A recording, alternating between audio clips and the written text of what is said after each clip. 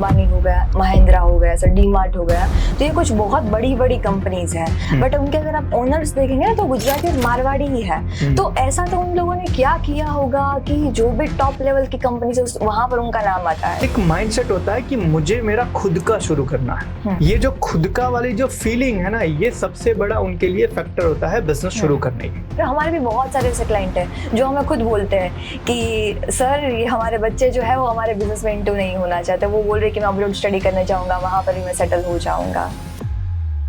लेकिन जहां पर ऐसा है कि यार बिजनेस ही बड़ा नहीं है, बिजनेस ही स्ट्रगल कर रहा है, जैसे तैसे चल रहा है, तो वहां पर बच्चे को ऐसा लगता है यार इस बिजनेस में उतना पोटेंशियल नहीं है, या पापा का बिजनेस करने का तरीका सही नहीं है।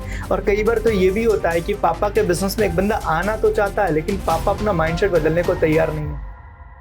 कि आपको आपके बिजनेस को फर्स्ट प्रायोरिटी समझना चाहिए। बट यही बात है कुछ बिजनेस में ना उल्टा ले लेते हैं कि इतना प्रायोरिटी दे देते हैं, इतना दे देते हैं, तो वो भूल जाते हैं कि उनके कुछ पर्सनल लाइफ भी है, उनके फैमिली है, उनके रिलेटिव्स है, उनको खुद को भी एक्सप्लोर करना है, ट्रैवलिंग भी करना है, बहुत सारी चीजें करनी है। बट वो लोग कर ही नहीं पाते। उनका ये होता है कि नहीं बिजनेस बिजनेस बिजनेस, पूरा दिन वही करते रहो। बिजनेस जो है आपकी लाइफ का एक पार्ट है, आपकी लाइफ नहीं है। Hello sir. हेलो, कैसे हैं सर आप? बढ़िया, बहुत बढ़िया। चलिए बहुत बढ़िया सर। ओके सर, आज का हम पॉडकास्ट स्टार्ट करते हैं। अगर मैं पॉडकास्ट के टॉपिक की मैं बात करूं तो बिजनेसेस के ऊपर है, जो बहुत ही पॉपुलर बिजनेसेस होते हैं कि आज जो हाई लेवल टॉप लेवल के ऊपर बिजनेस है, जैसे कि गुजराती और मारवाड़ी बिजनेसेस हो गए। कुछ मैं एग्जांपल्स कंपनियों के देना चाहूंगी। अंबानी हो गया, रिलायंस हुए, जियो हुए, महिंद्रा हो गया, सर डीमार्ट हो गया, तो ये कुछ बहुत बड़ी बड़ी कंपनीज हैं। बट उनके अगर आप ओनर्स देखेंगे ना तो गुजराती और मारवाड़ी ही है। तो ऐसा तो उन लोगों ने क्या किया होगा कि जो भी टॉप लेवल की कंपनीज है वहां पर उनका नाम आता है सर, हर एक जगह पर उनका नाम। तो उसके ऊपर हम रहेंगे। सब पॉइंट्स अगर मैं बताऊं तो सर कि Gujarati businessman versus Marwari businessman, उनकी मेंटालिटी क्या होती है, उनके बिजनेस करने के तरीके क्या होते हैं सर, है ना। और आप देखेंगे तो उनकी जो पीढ़ी होती है और वो भी बिजनेस में ही आना चाहती है सर। तो इसके ऊपर तो मुझे पहले आपसे जानना है सर कि एक्चुअल में गुजराती वर्सेस मारवाड़ी बिजनेस, मुझे थोड़ा उनके बारे में बताइए सर आप।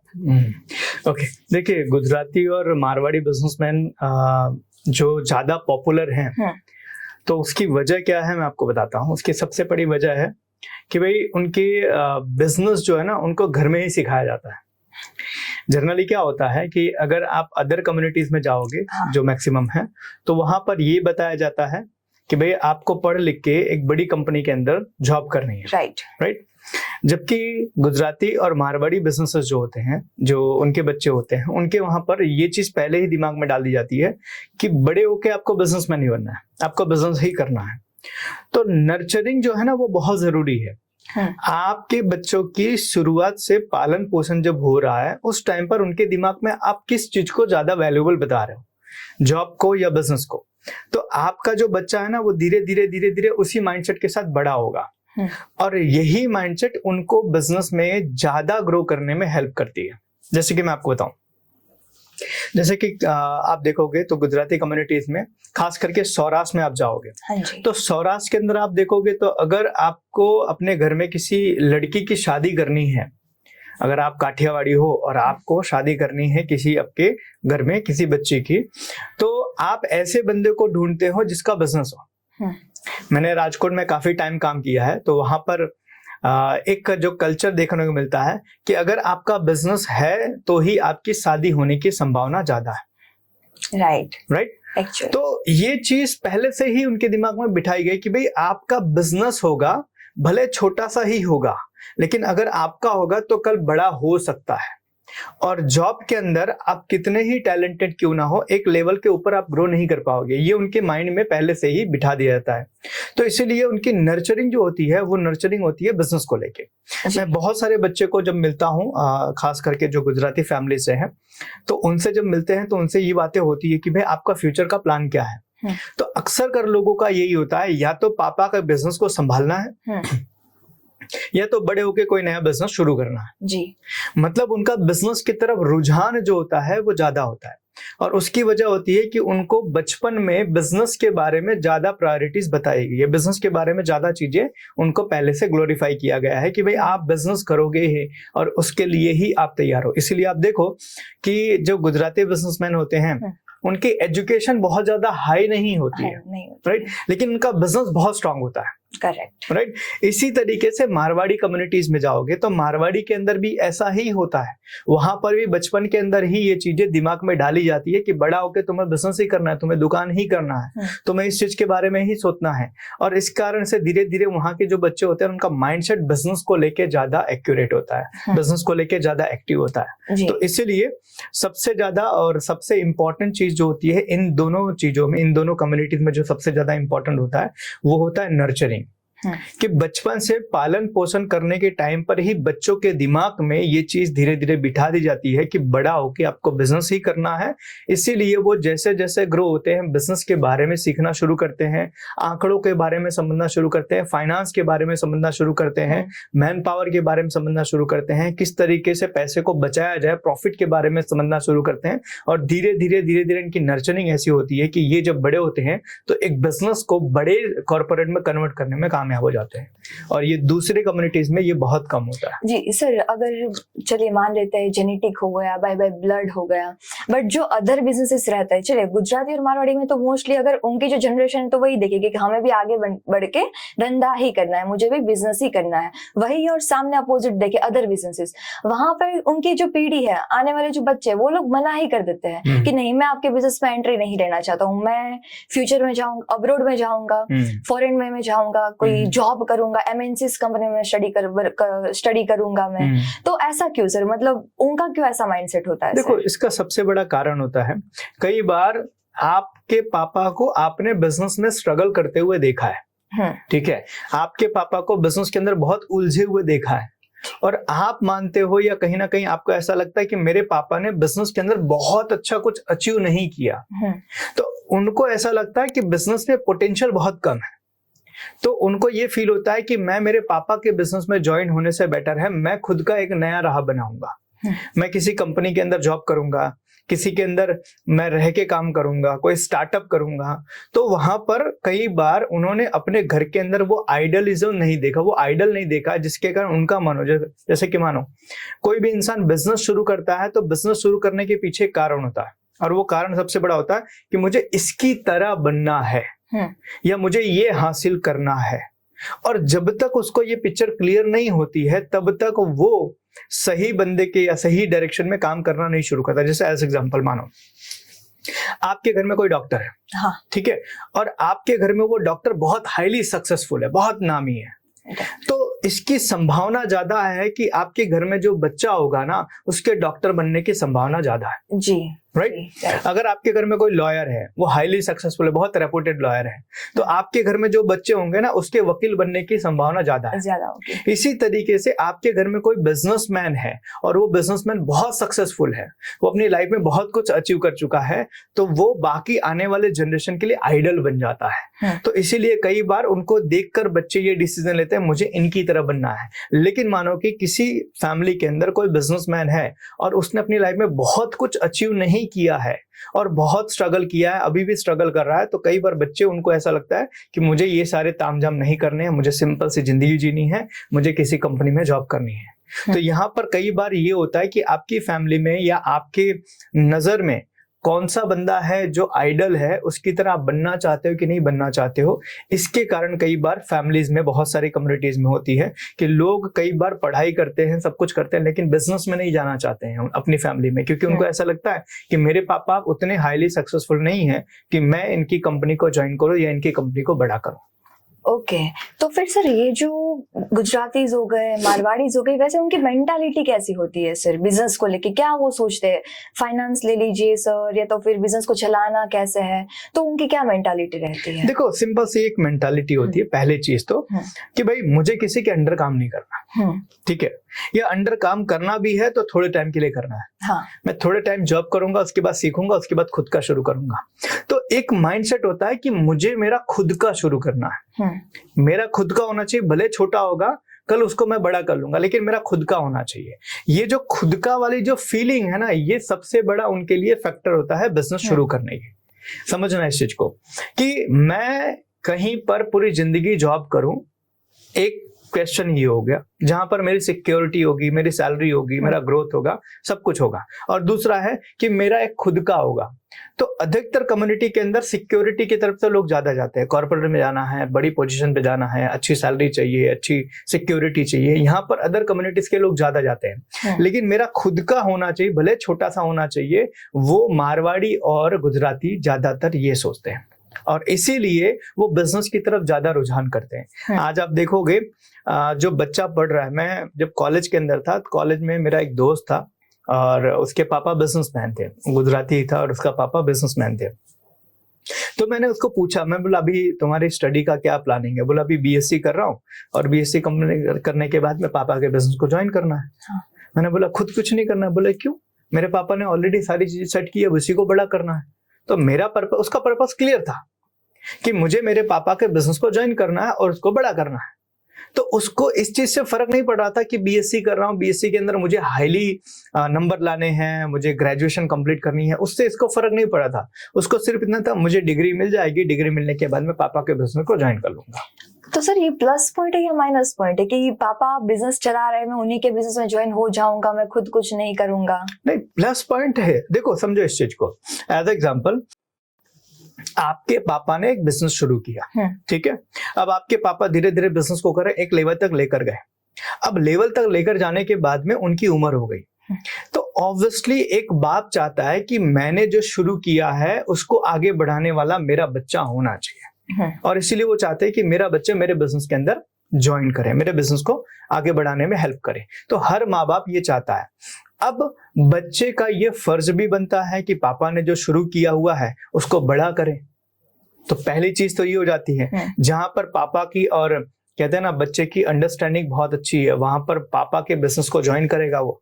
लेकिन जहां पर ऐसा भी होता है सिचुएशन कि पापा ने जो किया वो किया, लेकिन मुझे मेरा खुद का रास्ता बनाना है। तो देखो, अगर पापा के बिजनेस को ज्वाइन करता है तो अच्छा ही है, लेकिन अगर कोई खुद ये चाहता है कि भाई मैं पापा के बिजनेस को ज्वाइन नहीं करना चाहता हूं और अपनी खुद की एक राह बनाना चाहता, तो वो भी उसके लिए ठीक है। अल्टीमेटली कहने का मतलब, मैं अगर स्ट्रेट फॉरवर्ड कहूं तो पापा के बिजनेस को ज्वाइन करेगा तो अच्छा ही है, अगर नहीं करेगा तो वो उसका सिलेक्शन है। तो पापा के बिजनेस को, और मेरा खुद का दोस्त है जिसने एमबीए किया और एमबीए करने के बाद में अपने पापा के बिजनेस को ग्रो करने में कंट्रीब्यूशन किया और आज अच्छे लेवल पे बिजनेस लेकर गया, और मेरे हिसाब से वो भी अपनी लाइफ में बहुत अच्छा ग्रो कर रहा है।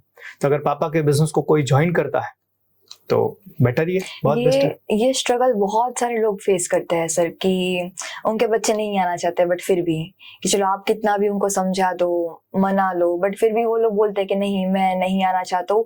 क्या होता है ना कि चलो वो ज्वाइन भी करना चाहते हैं कि मैं कर भी लूंगा, बट एक ईगो आ जाता है साइड में कि नहीं लोग क्या बोलेंगे, सबको ऐसा लगेगा कि मैं अपने पापा ने मुझे सब कुछ एस्टेब्लिश करके दिया और मैं उन्हीं के साथ ज्वाइन हो गया। तो वो भी एक रीजन होता है। और हमारे भी बहुत सारे ऐसे क्लाइंट है जो हमें खुद बोलते हैं कि सर ये हमारे बच्चे जो है वो हमारे बिजनेस में इंटू नहीं होना चाहते, वो बोल रहे कि मैं अब्रॉड स्टडी करने जाऊंगा, वहां पर ही मैं सेटल हो जाऊंगा। राइट, देखो मैं वही बता रहा हूँ ना, आज के टाइम पे कैसा है, इतना ओपन प्लेटफॉर्म हो चुका हर चीज के लिए।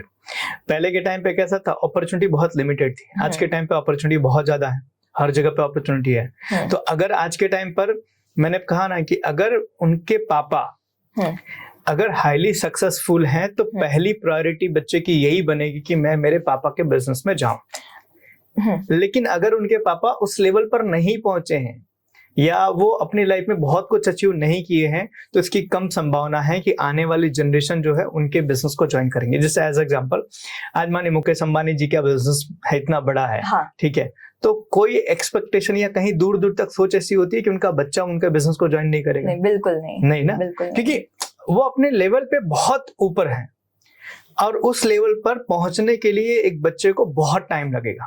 तो उसके लिए इजी क्या है, पापा ने ऑलरेडी इतना बड़ा बना दिया है, मुझे उसको संभालना ही है ना, तो मैं मेरे पापा के बिजनेस में चला जाऊं।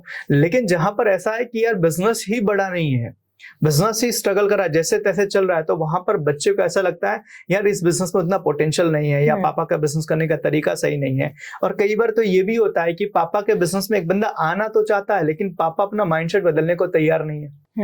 वो अपने नए तरीके लेकर आना चाहता है, लेकिन पापा को पुराने तरीके में ही मजा आ रहा है, और पापा नए तरीकों को एक्सेप्ट करना नहीं चाहते हैं। तो उस कारण से भी कई बार कॉन्फ्लिक्ट होता है, और बच्चा बोलता है कि एक काम करो, आपका बिजनेस वो आपके तरीके से चलो, मैं कुछ मेरा नया करूंगा।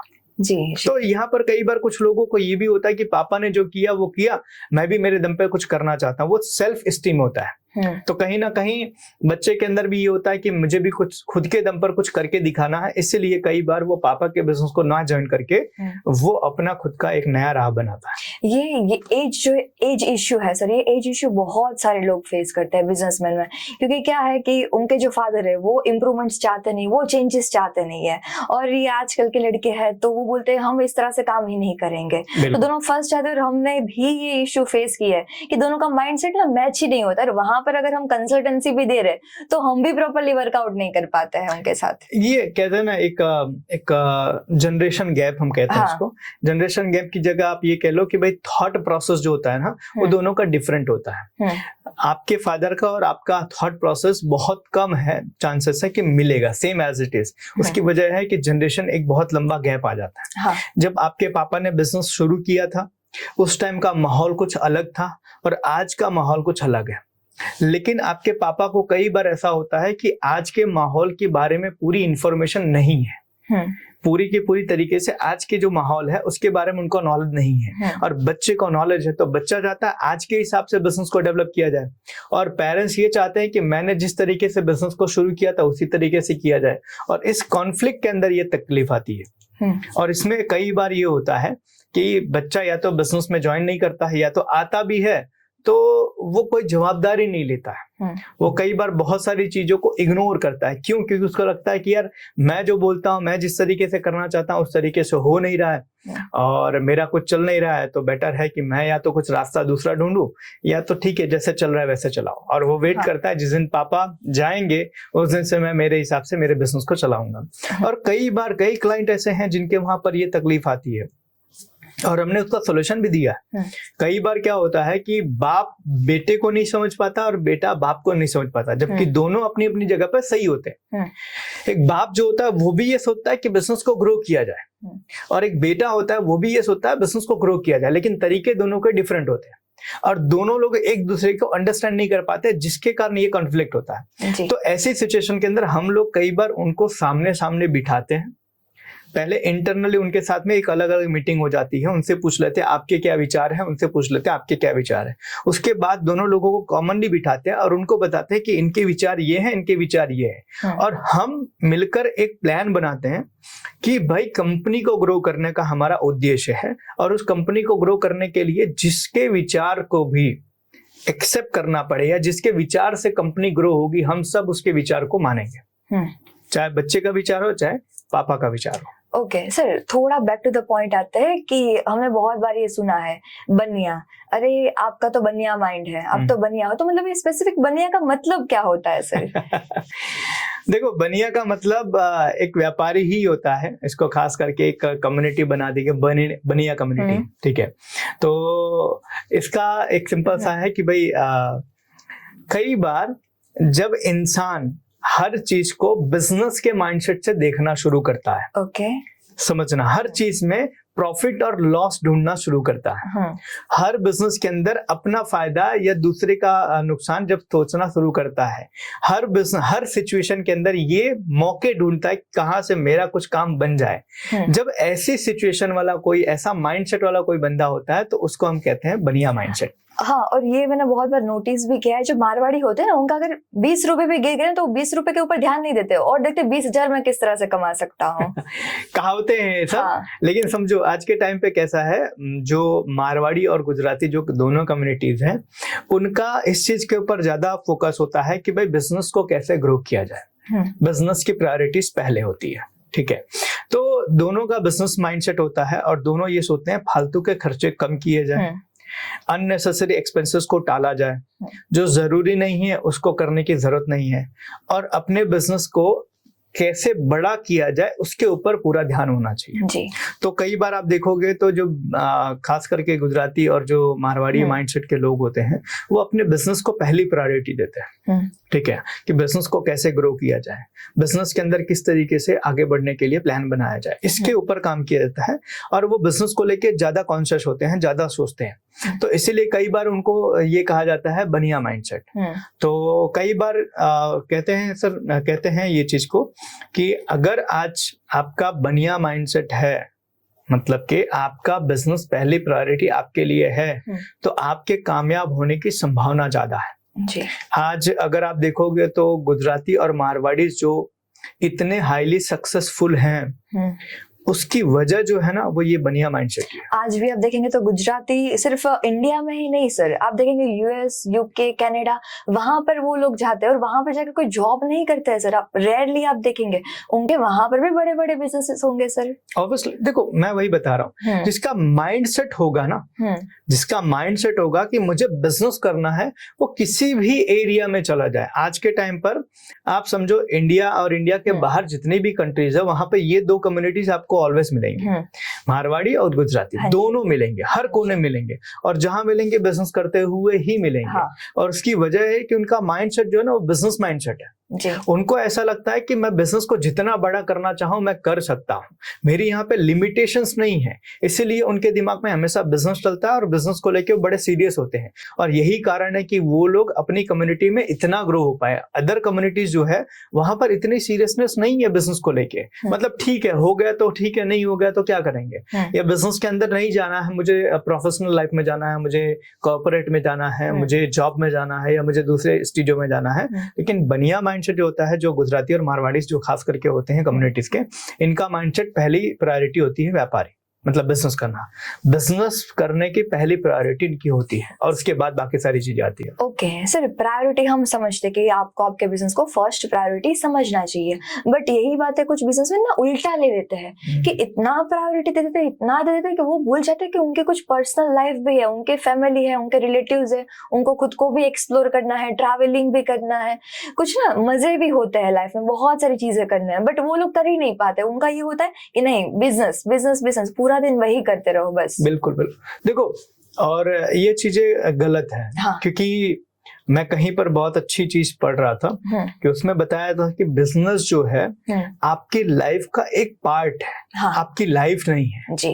तो इसीलिए आपको आपकी लाइफ में दो चीजें मेंटेन करना है, एक है पर्सनल लाइफ और एक है प्रोफेशनल लाइफ, दोनों को मेंटेन करना है। अगर आप दोनों को मेंटेन नहीं कर रहे हो तो एक समय के बाद में आपका इंटरेस्ट जो है ना वो खत्म हो जाएगा। आप अगर बिजनेस को प्रायोरिटी नहीं दोगे, सिर्फ आप फैमिली को प्रायोरिटी दोगे, पर्सनल को प्रायोरिटी दोगे, तो बिजनेस में आपका कहीं कुछ ग्रोथ हो नहीं सकता और एक दिन आपकी पर्सनल लाइफ में भी उसके कारण तकलीफ आएगी।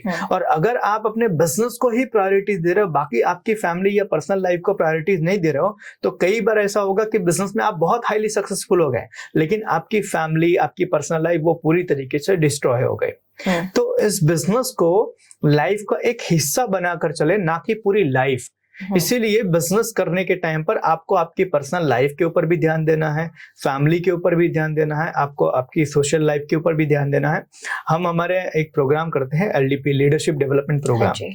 तो उस प्रोग्राम के अंदर हम ना एक लाइफ साइकिल हम उसको पूरा का पूरा बताते हैं कि भाई आपको आपके बिजनेस का, आपकी लाइफ साइकिल का डायमेंशन आप एक बार ड्रॉ करो। तो उसमें कुछ 24-25 क्वेश्चंस होते हैं जो रिलेटेड होते हैं, फाइनेंशियली रिलेटेड होते हैं, मेंटली रिलेटेड होते हैं, फिजिकली रिलेटेड होते हैं, सोशल रिलेटेड होते हैं, स्पिरिचुअल रिलेटेड होते हैं। ये सब चीजें के उसमें क्वेश्चंस होते हैं। वो क्वेश्चंस के आपको आंसर्स लिखने होते हैं और उसके हिसाब से जब आप पूरा का पूरा एक डेमोग्राफी एक बनाते हो, एक डेमो बनाते हो, जहां पर आपकी लाइफ के अंदर कौन सी चीजें कितनी अच्छी चल रही है, जब आप उसका एक ग्राफ बनाते हो, उस ग्राफ के ऊपर से आपको रियलाइज होता है कि मैं मेरी लाइफ में कौन सी चीजों में वीक हूं। कई बार जब ये एक्टिविटीज होती है तो एक्टिविटीज होने के बाद में लोग हमसे पूछते हैं कि सर मेरी पर्सनल लाइफ तो बहुत अच्छी है लेकिन मेरी स्पिरिचुअल लाइफ खराब है, मेरी फाइनेंशियल तो बहुत अच्छी है लेकिन मेरी सोशल लाइफ बहुत खराब है। तो हम उनको बताते हैं कि बिजनेस का मतलब है कि आपकी लाइफ में हर चीज बैलेंस होनी चाहिए जी। पर्सनल और प्रोफेशनल दोनों लाइफ। ये दोनों चीजों को अगर आप बैलेंस करके चलोगे तो ही आप एक सक्सेसफुल बिजनेसमैन हो, आप ऐसा कह सकते हो। अदरवाइज होगा क्या, आप बिजनेस में ग्रो तो हो गए लेकिन बाकी चीज आपकी छूट जाएंगी। ओके। और सर कुछ मुझे गलतियां बताइए, कुछ मिस्टेक्स बताइए जो गुजराती बिजनेसमैन और मारवाड़ी बिजनेसमैन करते हैं। कहीं ना कहीं उनका भी कुछ ना कुछ लैक ऑफ पॉइंट होगा सर। बिल्कुल, देखो सबसे बड़ी जो गलती होती है, और वो मैं कई बार ये चीज बताता हूँ, बिजनेस शुरू करना और बिजनेस बड़ा करना, ये दोनों चीजें अलग अलग है। तो देखोगे गुजराती में या मारवाड़ी में बिजनेस तो बहुत लोग शुरू कर लेते हैं लेकिन बड़ा नहीं कर पाते। समझ रहा? बिजनेस में आज जैसे कि एज एग्जांपल पूरे इंडिया के अंदर आप देखोगे तो आप उंगलियों से गिन सकते हो जो हाईली सक्सेसफुल लोग हैं, चाहे वो गुजराती हो चाहे वो मारवाड़ी हो, लेकिन उनकी कम्युनिटी में तो बहुत सारे लोग बिजनेस चालू करके बैठे हैं। तो सबका बड़ा क्यों नहीं हो रहा? हाँ, राइट। तो बिजनेस शुरू करना और बिजनेस बड़ा करना ये दोनों चीजें अलग है। दिक्कत क्या होती है, जिस माइंडसेट से बिजनेस को आपने शुरू किया था, आप कई बार उसी माइंडसेट से बिजनेस को बड़ा करना चाहते हो। करेक्ट। और यही सबसे बड़ी गलती है दोनों कम्युनिटी की। राइट। अगर आपने बिजनेस को शुरू करने के टाइम पर बहुत सारे, जैसे एज एग्जांपल बिजनेस को शुरू करने के टाइम पर आपको जो टीम चाहिए होता है वो ट्रस्ट वर्दी लोग चाहिए होते हैं। हाँ। जिनके ऊपर आप भरोसा कर सको। हाँ, राइट। भरोसे वाले लोग चाहिए होते हैं। लेकिन जब आपका बिजनेस शुरू हो गया और आप बड़ा करना चाहते हो तो बड़ा करने के टाइम पर आपको भरोसे वाले से ज्यादा स्किल्ड लोग चाहिए होते हैं। तो लोग क्या करते हैं, शुरुआत में भरोसे वाले बंदे को हायर कर लिया था लेकिन उसके पास स्किल नहीं थी तो चल गया, लेकिन अब मुझे उसको बड़ा करना है, तो बड़ा करने के टाइम पर मुझे उसके भरोसे के साथ में चाहिए मुझे इसका स्किल जी। और वो स्किल लोग ला नहीं पाते और इसीलिए उनका बिजनेस एक लेवल से ग्रो नहीं हो पाता है। जब उनका बिजनेस चल रहा होता है, अच्छा चल रहा होता है और माहौल होता है कि भाई अब इसको बिजनेस को ग्रो किया जाए, तब वो टैलेंटेड मैन पावर हायर नहीं कर पाते, सिस्टम नहीं बना पाते उनके वहां पे, एक ब्रांड नहीं बना पाते हैं, चीजों को ऑटो पायलट मोड पर लेकर नहीं जा पाते हैं। ये गलतियां होती है और जिसके कारण उनका बिजनेस शुरू हुआ है और वैसे ही खत्म हो जाता है, बड़ा नहीं हो पाता। मैं एक जगह सेशन कर रहा था, तो सेशन के अंदर मैंने ऐसे ही काफी सारे गुजराती बिजनेसमैन थे, उनके साथ उनको मैंने पूछा, मैंने बोला एक बात मुझे बताइए कि पूरी दुनिया में सबसे बड़ी one of the biggest community Gujarati businessman की है कि जो बिजनेस करते हैं, बिजनेस करने वालों की सबसे बड़ी वन ऑफ द कम्युनिटी है गुजराती। हाँ। बोले हाँ, लेकिन आप मुझे बताइए गुजरात में कितनी ऐसी ब्रांड शुरू हुई और गुजरात में बड़ी हुई जो इंटरनेशनल लेवल पे चल रही है? तो लोग सोच में पड़ जाते हैं। मतलब गुजरात में सबसे ज्यादा बिजनेसमैन है लेकिन गुजरात की ब्रांड कहाँ है जो पूरी दुनिया में चल रही है? बहुत कम है, बहुत लिमिटेड है। हाँ, इसकी वजह ये माइंडसेट कि बिजनेस को शुरू तो कर दिया, बड़ा नहीं कर पा रहा। ये सर आपने जो माइंडसेट बताया ना, मैं अभी रिसेंट आपको एग्जांपल एक सिनेरियो में आपको बताती हूँ। रिसेंटली थोड़े टाइम पहले मैं ज्वेलरी शॉप पर गई थी एक, और जो एक वो ऐसी लाइन थी ना, वहां पर बहुत सारे ज्वेलर्स वाले थे। तो मैं एक छोटी सी शॉप के अंदर एंट्री की, वहां पर मैंने सारी चीजें देखी, जानी, प्रोडक्ट्स वगैरह को परचेज किया। फिर लास्ट में मैंने एक क्वेश्चन पूछा कि आप इतनी छोटी दुकान में अभी तक क्यों है? तो उन्होंने बताया कि हमारे दादाजी थे, तब से ये दुकान है और हम इसको बड़ा नहीं करना चाहते, यहाँ तक कि सीमित रखना चाहता है। तो मैंने बोला क्यों? मैंने पूछा उनको कि क्यों ऐसा? तो उनके दादाजी ने तो स्ट्रगल करके यहाँ तक वो दुकान लाई, और उनने क्या सोच लिया कि नहीं, दादा ने इतनी ओपन की तो मैं इतने तक ही रखूंगा। जबकि मैंने बोला कि आपके आजू बाजू कॉम्पिटिटर भी बहुत सारे हैं तो आपको भी दिक्कत आती होगी। नहीं, अमने कोई कॉम्पिटिशन थी, कोई प्रॉब्लम નથી, અમને કોઈ જ ના નડે। અમે અત્યારે અહીંયા જ્યાં પણ છે ત્યાં બરાબર બધાને ટક્કર આપી શકીએ એમ છે। अभी मेरे पास उतना इनकम है, उतना है पैसा, मैं चाहूँ तो मैं अब भी उनको कम्पीट कर सकता हूँ, बट मुझे वो नहीं करना है। तो उनका ये माइंडसेट था। एग्जैक्टली। आज वही तो समझो, एज एग्जांपल अगर आप उनसे पूछो कि आपको तनिष्क नहीं बनना है तो बन क्यों नहीं रहे हो? समझना इस चीज को। तो बनना है लेकिन बन क्यों नहीं? क्योंकि वो माइंडसेट छोड़ने को तैयार नहीं। हाँ जी। समझना, एक स्टोरी हमने बचपन में पढ़ी थी कि भाई बंदर को कैसे पकड़ते हैं। तो बताया कि बंदर को पकड़ने का जो तरीका है वो है कि भाई एक बर्तन लेते हैं और उस बर्तन के अंदर केला रखते हैं, लेकिन बर्तन का साइज कैसा होता है, उसमें ऐसे हाथ चला जाएगा लेकिन हाथ बंद करके बाहर नहीं निकल सकता। राइट। तो उसके अंदर, और वो ट्रांसपेरेंट होता है, तो उसमें केला रख दिया जाता है या मूंगफली रख दी जाती है। तो बंदर क्या करते हैं, बंदर आते हैं मूंगफली या केला देख के, हाथ डालते हैं, हाथ डालने के बाद में मूंगफली या केला पकड़ते हैं और उसको बाहर निकालते हैं, लेकिन मुट्ठी बंद करने के बाद तो बाहर निकलेगा नहीं। और इस कारण से वो फंस जाते हैं और बंदर उनको पकड़ लेते हैं। अब माइंडसेट क्या प्रॉब्लम है, समझो, बंदर को मूंगफली चाहिए, समझना, मूंगफली चाहिए, उसके लिए वो फंसने को भी तैयार है, वो पकड़े जाने को भी तैयार, लेकिन मूंगफली छोड़ने को तैयार नहीं है।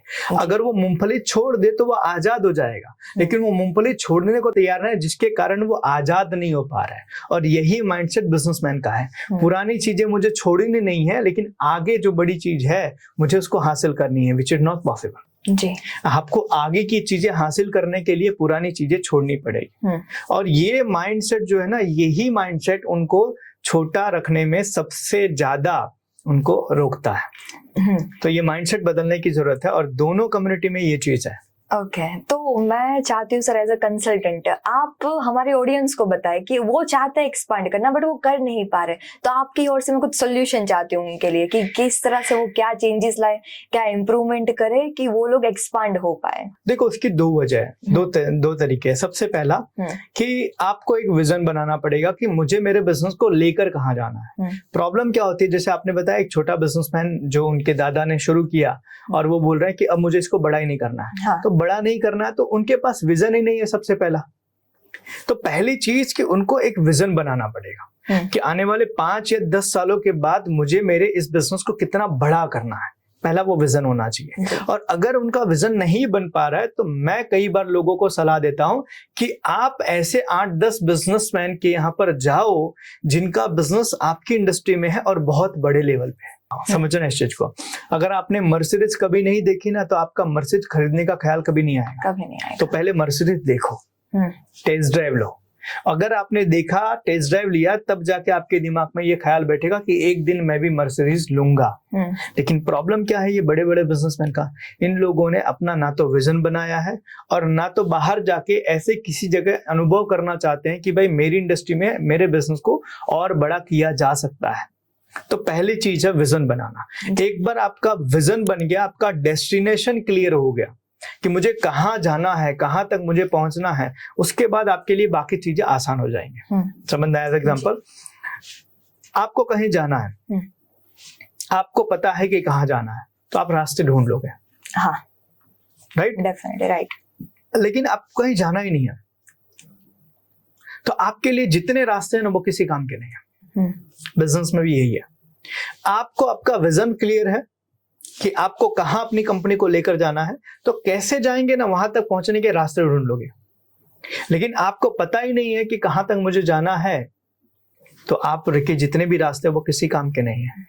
तो यही चीज इन बिजनेसमैन को सबसे ज्यादा करने की रिक्वायरमेंट। तो पहला विजन क्लियर हो जाएगा, बाकी सारी चीजें अपने आप हो जाएंगी। ओके। और अगर मैं बताऊं कि अदर बिजनेसमैन जो भी है, ठीक है, तो उनको गुजराती और मारवाड़ी से क्या सीखना चाहिए और क्या इम्प्लीमेंट करना चाहिए जो लोग अभी तक वो नहीं कर रहे हैं? देखो, सबसे ज्यादा इम्प्लीमेंटेशन करने की जो जरूरत है अदर कम्युनिटीज को, वो है अपने बच्चों को पहले बचपन से ही बिजनेस के बारे में ज्ञान देना शुरू करो। कहते हैं आज की यूनिवर्सिटीज, आज के जो कॉलेजेस है ना, वो अच्छे नौकर बना रहे हैं। समझना, अच्छे इंसान नहीं बना पा रहे। और कई बार माँ बाप भी उन्हीं के फ्लो में बह जाते हैं कि मेरा बच्चा इस यूनिवर्सिटी में जा रहा है तो अच्छे नंबर लाएगा, अच्छे मार्क्स लेकर आएगा, तो अच्छी कंपनी में नौकरी करेगा, ये उनका थॉट प्रोसेस बन गया है। अरे, आपके बच्चे को ये सिखाओ कि आप खुद नौकरी ना करके आप एक कंपनी बनाओ जहां पर आपके जैसे 50 लोगों को आप नौकरी दो। जी। तो मारवाड़ी और गुजराती कम्युनिटी से बाकी लोगों को ये सीखना चाहिए कि अपने बच्चों को बचपन से ही बिजनेस के बारे में सिखाओ।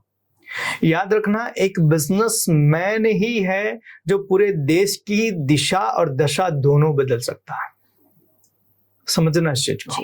एक बिजनेसमैन ही है जो पूरे देश की दिशा और दशा बदल सकता है।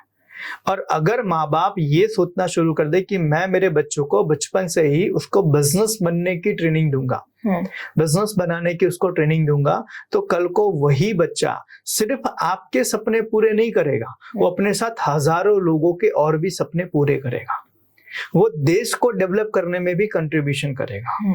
इतनी सारी चीजें हो सकती है जब आपका बच्चा कल को एक बिजनेस शुरू करेगा। तो उनसे सीखना चाहिए, मारवाड़ी और गुजराती बिजनेसमैन से ये सीखना चाहिए अदर कम्युनिटीज को, कि भाई आपके बच्चों को बचपन से ही बिजनेस की ट्रेनिंग दो, उनको एक अच्छा इंसान बनाओ, उनको अच्छा नौकर बनाने के ऊपर प्रेशर मत डालो कि मेरा बच्चा इंजीनियर बनेगा, मेरा बच्चा डॉक्टर बनेगा, मेरा ये ठीक है, ये सब जरूरी है, लेकिन उसके साथ में ये भी तो जरूरी है, आपके बच्चे की इच्छा है कि भाई उसको बिजनेसमैन बनना है, तो आप उसको प्रमोट करो ना। राइट उसको प्रमोट करो। समझो इस चीज को कि आज के टाइम पे ये जो गुजराती और मारवाड़ी कम्युनिटीज में ना, ये आज पूरे देश को यही तो चला रहे हैं ना, गुजराती और मारवाड़ी कम्युनिटीज यही तो चला रहे हैं। हाँ जी। उन्हीं के कारण तो ऑलमोस्ट पूरी इकोनॉमी घूम रही है, इतने बड़े बड़े जो बिजनेसमैन हैं, तो ये लोगों का कितना बड़ा कंट्रीब्यूशन है इस देश को डेवलप करने में। हाँ। राइट, तो वही चीज तो बाकी कम्युनिटीज को करने की रिक्वायरमेंट है। अभी तो उनका ना वैसे माइंडसेट क्या रहता है सर, अगर फाइनेंस को लेके, एक्सपेंस को लेके, जो गुजराती मारवाड़ी है वो उनका कैसा माइंडसेट रहता है सर? हाँ, ये सबसे ज्यादा जरूरी है। देखो, गुजराती और मारवाड़ी जो कम्युनिटीज होती हैं, उनका जो माइंडसेट होता है कि मेरे पास 1 रुपए है, मैं वहां खर्चा करूं जहां से 10 आने की संभावना रहे जी। ये माइंडसेट होता है। मतलब मुझे खर्च तो करना है, लेकिन मुझे खर्च वहां करना है जहां से और फ्यूचर में आने की संभावना है। जैसे एज एग्जांपल समझो, गुजराती बिजनेसमैन जो होते हैं, उन लोगों का माइंडसेट होता है कि भाई मेरे गांव में जमीन पड़ी है सपोज, तो मैंने जमीन मैंने एज एग्जांपल आज मैंने निकाल दी और उस पैसे से मैंने बिजनेस शुरू किया, तो मैं कल को बिजनेस को बड़ा करके वैसी और 4 जमीनें खरीद सकता हूं। मतलब आज के टाइम पे लोगों की नजर में क्या हुआ कि उसने जमीन बेची और जमीन बेच के बिजनेस शुरू किया, तो उसने नुकसान किया लोगों की नजर में।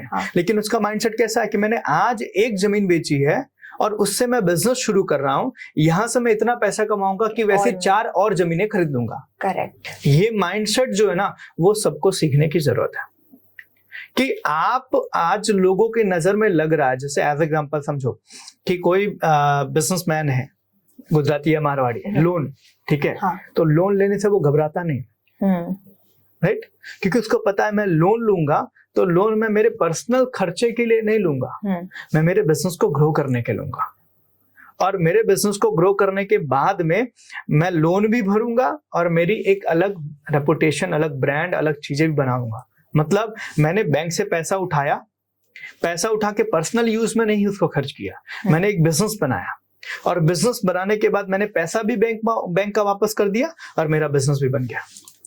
सर मैंने कई बार ये देखा हुआ है कि ये गुजराती जो होते हैं ना, मतलब उनको कोई भी स्टेप लेना है तो वो लोग सोचते हैं जे थसे जोयु जैसे, चलो करिए तो सही, और उसी की और अपोजिट आप देखें मारवाड़ी, वो लोग एक एक कदम फूक के रखते हैं सर। उनको कहीं पर भी एक्सपेंस करना है या इन्वेस्टमेंट भी करना है तो वो लोग 10 बार सोचते हैं। एग्जैक्टली, दोनों के अलग अलग अपने अपने पैरामीटर्स हैं। जैसे एज एग्जांपल गुजराती बिजनेसमैन वो रिस्क में ज्यादा बिलीव करते हैं, वो रिस्क ज्यादा लेते हैं, बड़े बड़े रिस्क लेते हैं, और कई बार उस रिस्क में कई बार उनको नुकसान होता है, ठीक है।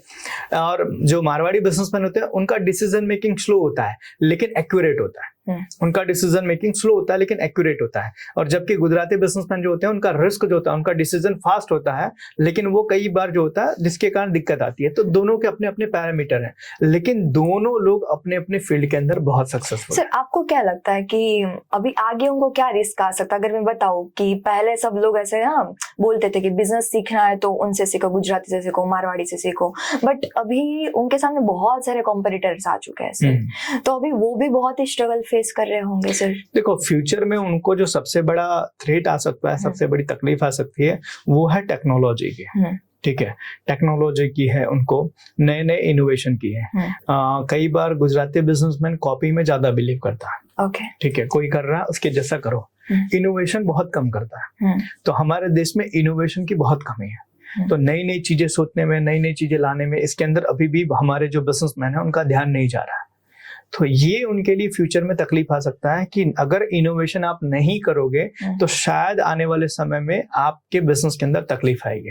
तो टेक्नोलॉजी का उपयोग, इनोवेशन, नई चीजों का, नया एक्सपेरिमेंट, नई चीजें लाना, इन चीजों के ऊपर अगर ये जो बिजनेसमैन है वो अगर फोकस करना शुरू करे तो आने वाले समय के अंदर इनको बहुत तकलीफ नहीं आएगी। जैसे एज एग्जाम्पल समझो, अभी AI का ट्रेंड चल रहा है, ठीक है, तो जो नए यंगस्टर बिजनेसमैन है, जो न्यूली अभी बिजनेसमैन, वो AI का यूज बहुत कर रहे हैं अपने बिजनेस के अंदर। और अभी जो ये पुराने बिजनेसमैन है, अभी भी ये AI या टेक्नोलॉजी के ऊपर अभी भी नहीं शिफ्ट हो रहे हैं जी। तो आने वाले समय में अगर ये AI और टेक्नोलॉजी के ऊपर शिफ्ट नहीं होंगे तो इनको बिजनेस करने में तकलीफ आएगी। तो आने वाला जो थ्रेट है वो यही माइंडसेट का रहेगा कि अगर आप आने वाले समय में न्यू जनरेशन के हिसाब से अपना माइंडसेट नहीं डेवलप करोगे तो आपको बिजनेस करने में दिक्कत आएगी। आने वाला जो समय है वो है पूरा का पूरा टेक्नोलॉजी बेस, ठीक है।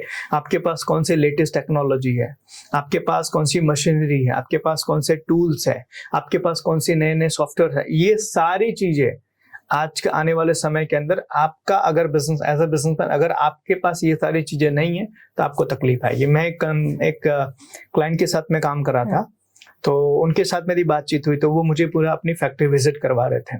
तो उन्होंने पूरी चीजें बताई मुझे, अपनी एक मशीनरी बताई। बोले विशाल भाई, हर 3 महीने में इटली जाता हूँ। मैंने बोला क्यों सर? बोले हर 3 महीने के अंदर इटली जाता हूँ क्योंकि वहाँ हमारे इंडस्ट्री से रिलेटेड बहुत सारी टेक्नोलॉजीज होती हैं, नई नई आती है, नई नई मशीनरीज, तो वो आती है। तो आज मेरे पास में जो मशीनरी है वो बाजार में बाकी लोगों के पास 5 साल के बाद आएगी, ओके, जो आज मेरे पास है। और यही कारण है कि आज मैं इंडस्ट्री पे टॉप पे हूँ, एडवांस। एग्जैक्टली।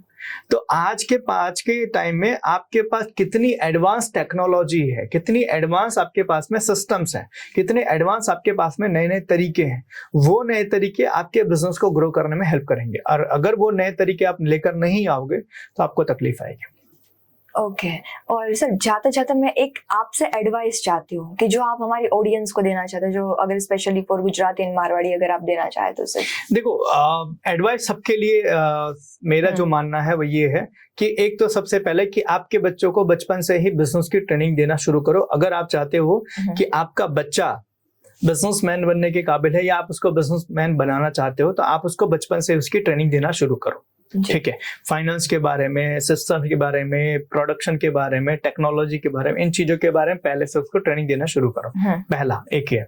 दूसरा, अगर आपका बिजनेस है और आप सोच रहे हो कि मुझे मेरे बिजनेस को ग्रो करना है तो उसके लिए आपको विजन बनाने की रिक्वायरमेंट है, आप विजन बनाओ। और तीसरा जो सबसे मोस्ट इंपॉर्टेंट है कि आप चाहते हो अगर कि आपका बिजनेस बड़े लेवल पर जाए तो आपको मैनेजमेंट सीखना पड़ेगा, पीपल मैनेजमेंट आपको सीखना पड़ेगा।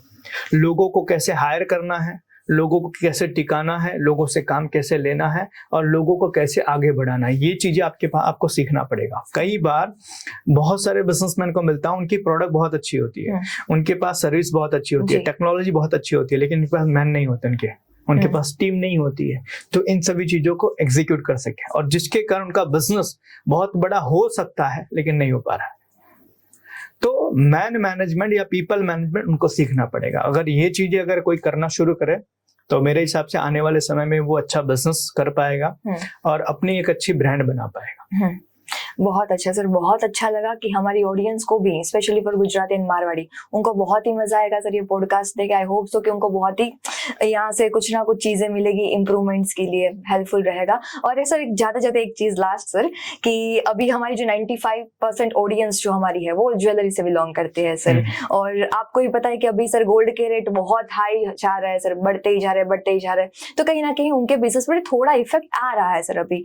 और अभी सीजन भी आ रही है सर, तो ऐसे टाइम पर हम एक सेशन हमारा ला रहे हैं सर 7 जनवरी को। तो मैं चाहती हूँ कि एक बार आप बताइए कि वो सेशन कब होने वाला है, किस तरह से होने वाला है, वहां पर क्या क्या मिलने वाला है सर ज्वेलर्स को। देखो, ये हमारा जो प्रोग्राम है उसका नाम है business building strategies for jewellery business, जहां पर हम ये बताने वाले हैं कि भाई आपको अपना स्टॉक कैसे मैनेज करना है, आपको अपना स्टाफ कैसे मैनेज करना है, आपको अपना सेल्स कैसे मैनेज करना है, आपको अपनी सर्विस कैसे मैनेज करनी है। आपको ये सभी चीजें उसके अंदर डिटेल में जानने को मिलेगी कि आपके बिजनेस में ये सभी चीजों को आप कैसे मैनेज करो।